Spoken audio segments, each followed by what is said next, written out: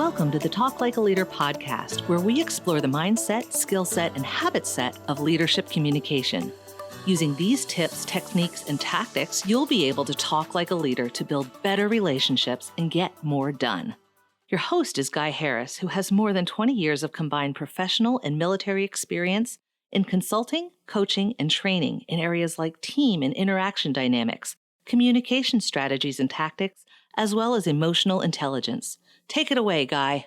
Hi, this is Guy Harris. Welcome to Talk Like a Leader. This week's episode is titled Learning from Skilled Negotiators. And before we get into the content of this week, just a little sidebar comment that the idea for this started when I was reading Adam Grant's book, Think Again. It's a relatively new book, and it's a book that I recommend for leaders. So I suggest you get the book, Think Again, and read it. It has some really good thoughts in it. In reading that book, I read about Neil Rackham, who I had heard about a long time ago.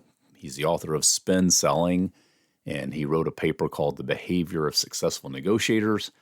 And so it just led me down this rabbit trail of research about negotiators and negotiating behaviors and those kind of things. And the point of that is this. One of the things we say in the Kevin Eikenberry group is that leaders are continual learners. And I want to encourage you to continue on your learning journey by reading books and researching ideas and finding new and interesting ways to think about your leadership journey, your leadership communication skills, your leadership behaviors. So let's get on with the idea of learning from skilled negotiators. Now, when you think about leadership communication, many of the situations you find yourself in are basically about persuasion.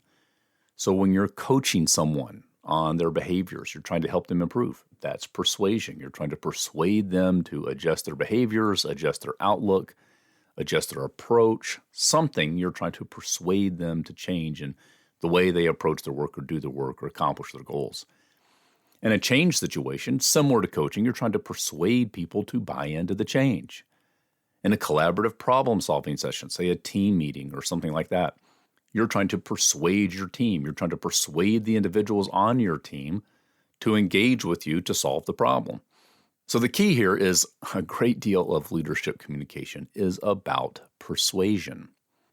And so what I want to share with you is the idea that negotiators basically try to persuade the other side of the table to come to a similar conclusion as them about the way to move forward together, so that both parties in the negotiation can participate in the solution or the agreement or the contract or whatever it is that they're negotiating and feel good about the outcome. So let's go back to Neil Rackham and some of his work about the behaviors of successful negotiators. In the process of looking up his work and reminding myself of some of the lessons you can learn from Neil, I ran across a paper by Frank Acuff, who wrote a PDF called World-Class Negotiating Strategies. And you can get both, by the way, Behaviors of Successful Negotiators as a PDF and World-Class Negotiating Strategies by searching the web on those terms. You'll probably find them pretty easily. At the start of Frank Acuff's paper, World-Class Negotiating Strategies, there's a quote from what I believe is an Arabic proverb. It says, "If I listen, I have the advantage. If I speak, others have it." And so let's start there with this idea of skilled negotiators know how to listen well, and by listening, gain the advantage to gain information that can help them move forward, which leads into the research of Neil Rackham on the behavior of successful negotiators. Now, this is research done in the 1970s, where the researchers looked at the actual negotiating behaviors of two different groups of people who had above average or skilled outcomes and people who had just average outcomes. So we'll call them the skilled negotiators and the average negotiators. One of the things that Rackham's research pointed to is that in their planning for conversation, both skilled and average negotiators had about the same amount of planning time. Now, how they used that planning time was different.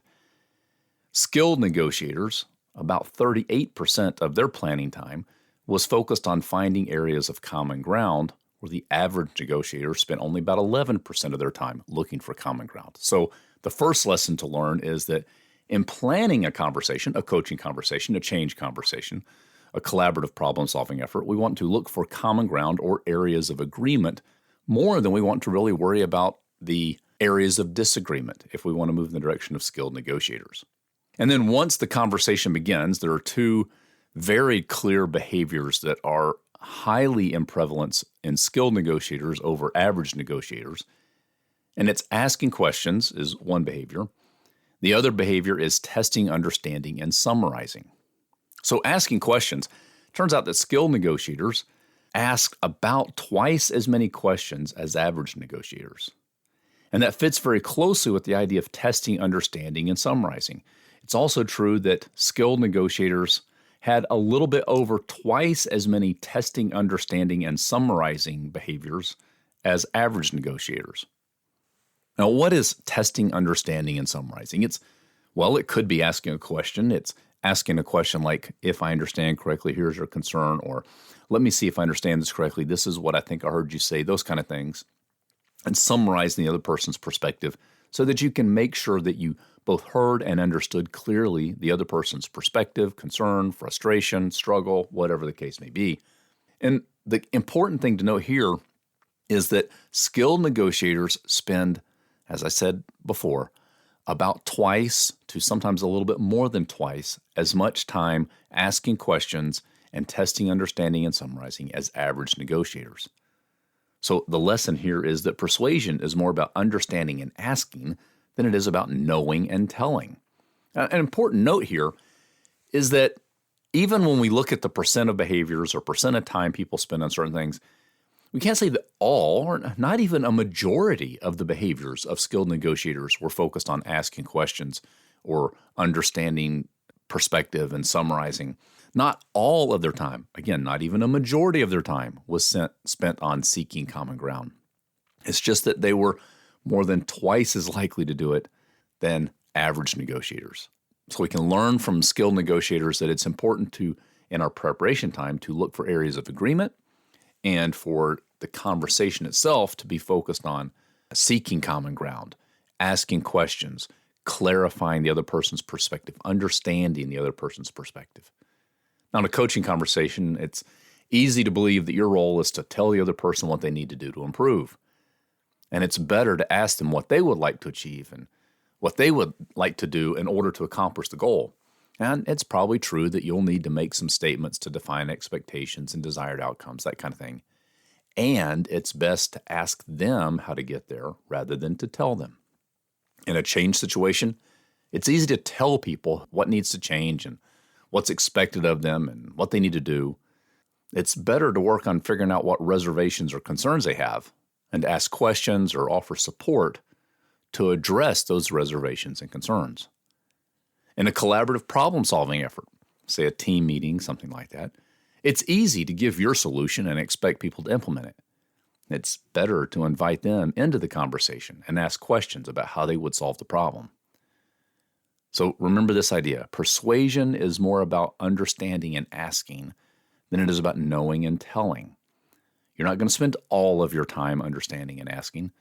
Just be willing to do more of it than the average leader, or as the reference material says, the average negotiator. If you'll do that, if you'll focus on understanding and asking more than knowing and telling, you can talk like a leader. This has been the Talk Like a Leader podcast. You can listen to this show every week wherever you get your podcast. If you haven't, be sure to subscribe so you never miss an episode. I'm Guy Harris, and thanks for listening.